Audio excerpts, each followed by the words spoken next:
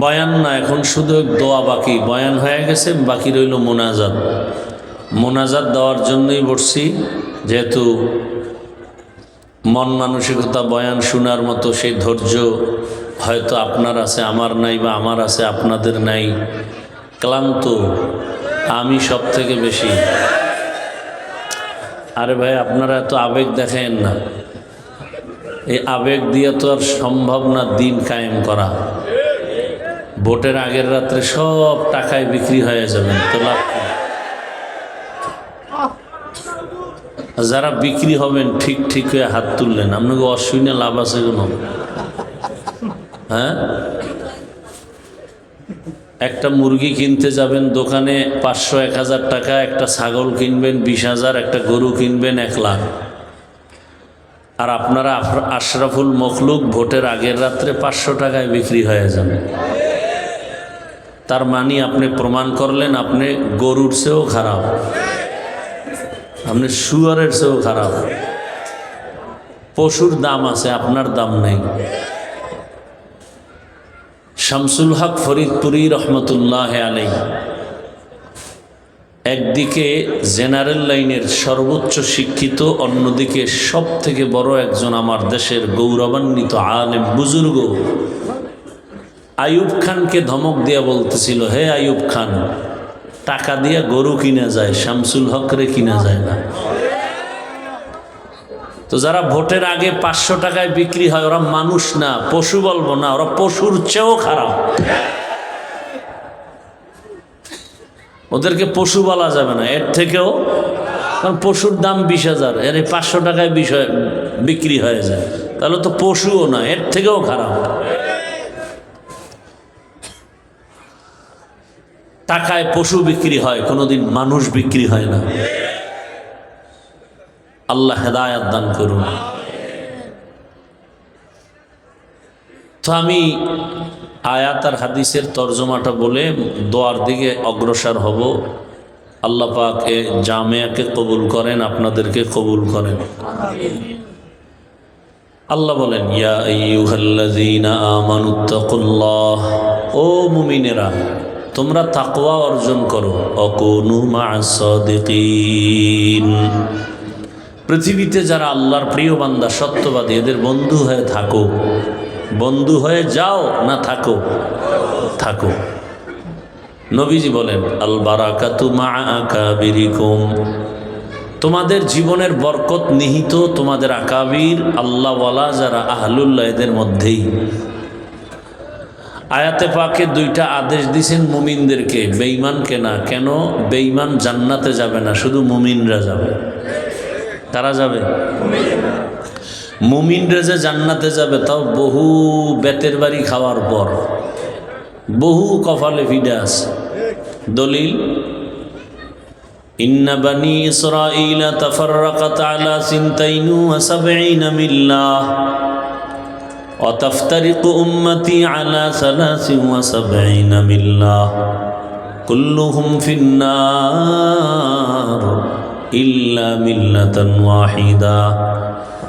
قالوا من هي يا رسول الله قال ما أنا عليه وأصحابي। রহমতের নবী বলেন, আমার আগে এক চালাক উম্মতের দল ছিল, বনি ইসরাইল। এরা বড় চালাক, বেশি চালাক, অতি চালাক। আল্লাহ এদেরকে অনেক নেয়ামত দিয়েছেন, এর মধ্যে আসমান থেকে আল্লাহ ডাইরেক্ট খানা পাঠাইতেন। ডাইরেক্ট,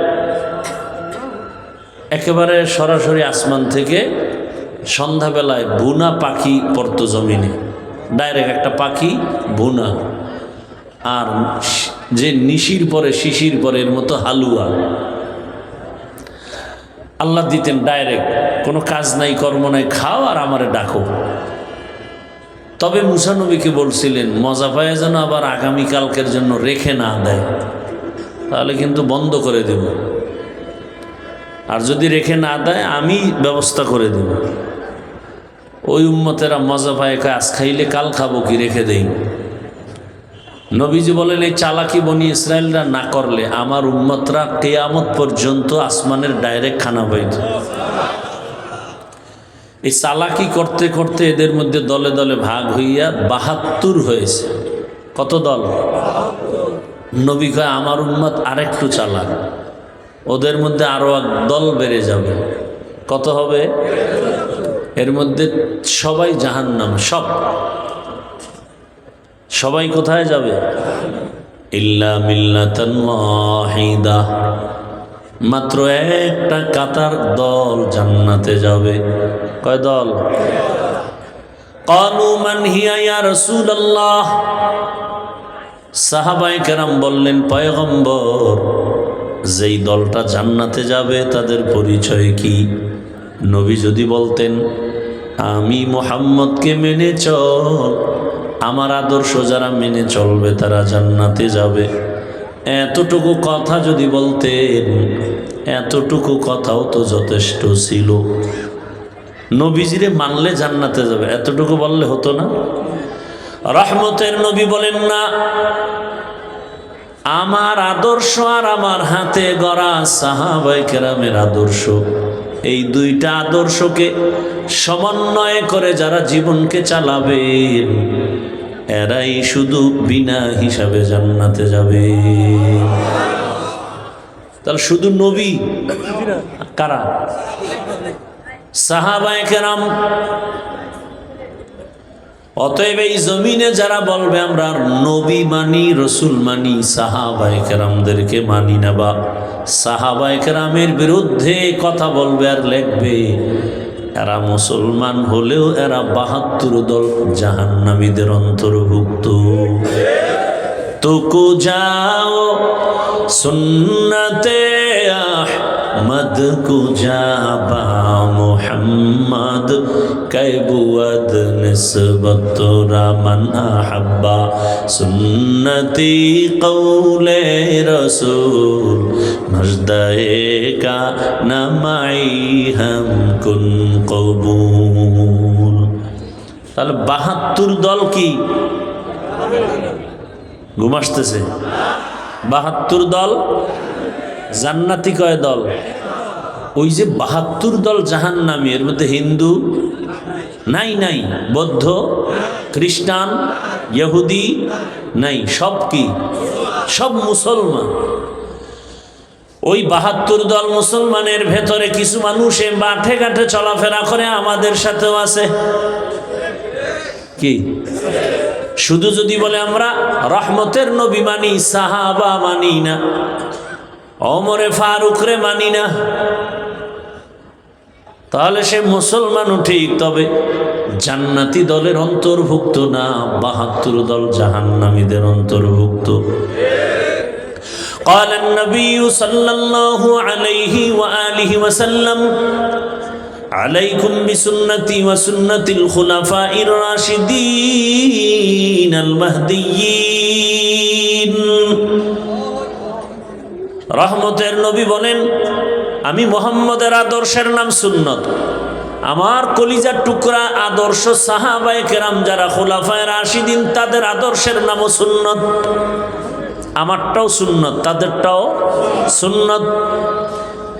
রহমতের নবী বলেন, আসহাবী কান্নুজুম, আমার এক একজন সাহাবী আকাশের নক্ষত্রের মতো দামি। আল্লাহ বলেন, রসুল যাকে এত মোহাব্বত করেন আমি তাকে কেন করব না? রাদিয়াল্লাহু আনহুম ওয়া রাদু আন, আমিও তাদের উপরে খুশি, তারাও আমার উপরে খুশি। তার মানে সব সাহাবায়ে কেরাম বিনা হিসাবে জান্নাতি। তাহলে মুমিন হইয়া এই এগো কি হেদায়েত হয়ে গেছে? এই অকৃতজ্ঞ কোথাকার, কি হেদায়েত পাইছে না বিড়ি টানতে যায়? কপাল পরা। এখন এমন একটা টাইমে বসছি যে টাইম তাহাজ্জুদের টাইম। এখন দুনিয়ার সব দরজা গেট বন্ধ, রহমতের দরজা খোলা।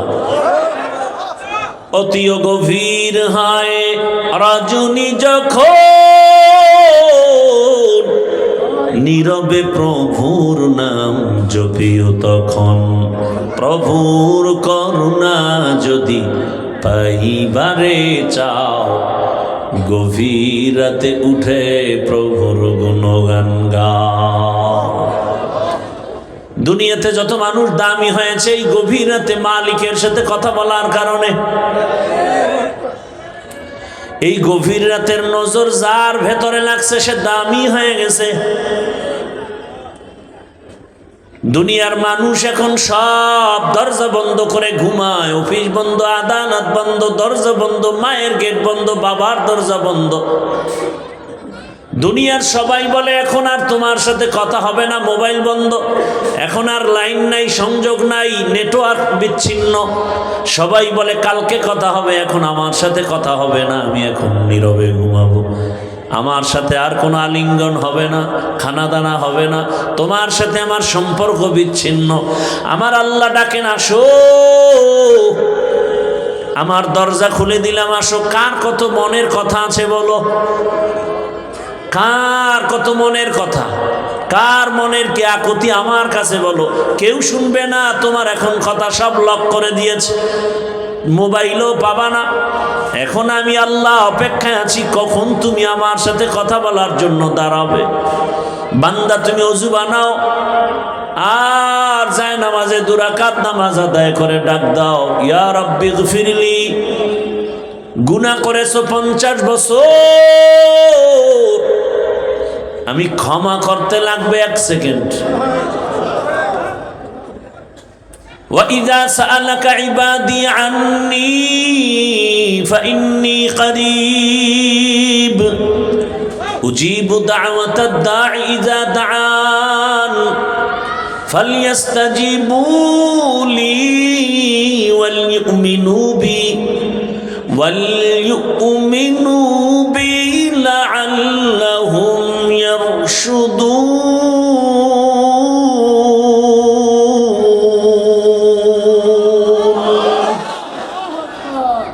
हर गोरी देने को तू तैयार है, जो न मांगे उससे तू बेजार है।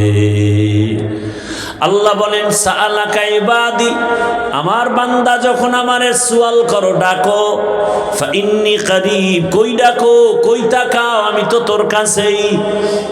আল্লাহ কোথায়? আল্লাহ কোথায়? ওয়াফি আনফুসিকুম আফালা তুবসিরুন।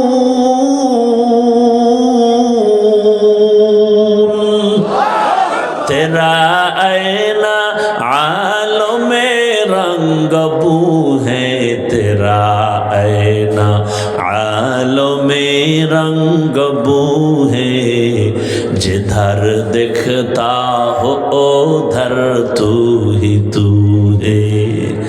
আল্লাহ বলেন, বান্দা আমারে দেখতে চাও, আরে আমার বানানো শিল্পর দিকে তাকা, আসমানে তাকা, জমিনে তাকাও, আমার বানানো চাঁদের আলোর দিকে তাকাও, সূর্যের দিকে তাকাও।